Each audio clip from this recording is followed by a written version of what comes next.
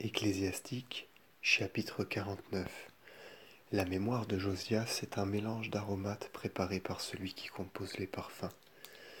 Dans toutes les bouches elle sera douce comme le miel, douce comme la musique dans un banquet où l'on boit du vin. Il eut le bonheur de convertir le peuple et fit disparaître les abominations du péché. Il dirigea vers Dieu son âme, en des jours de dérèglement il affermit la piété.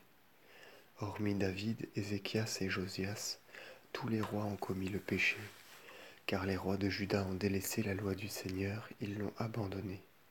Ils ont livré leur force à autrui et leur gloire à une nation étrangère. Ils ont causé l'incendie de la ville élue et sanctifiée, et la dévastation qui a fait de ses rues un désert à la voix de Jérémie. Car ils l'avaient maltraité, et il avait été consacré prophète dans les entrailles de sa mère pour déraciner, ravager et détruire, aussi bien que pour bâtir et planter. Ézéchiel eut la vision de gloire qui lui fit voir les chérubins sur un char.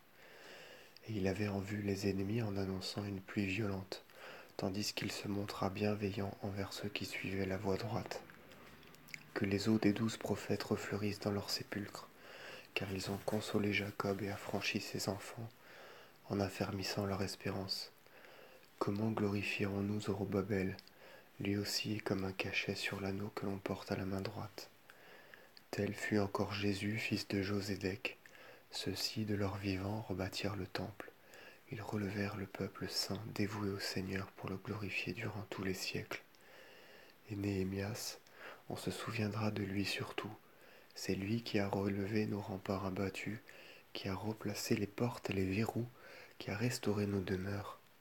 Nul n'a été créé sur la terre semblable à Enoch, qui lui aussi a été enlevé au ciel.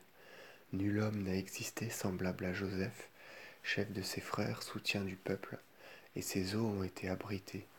Sem et Seth, parmi les hommes, ont été glorifiés, et plus que tout être vivant, Adam le premier créé.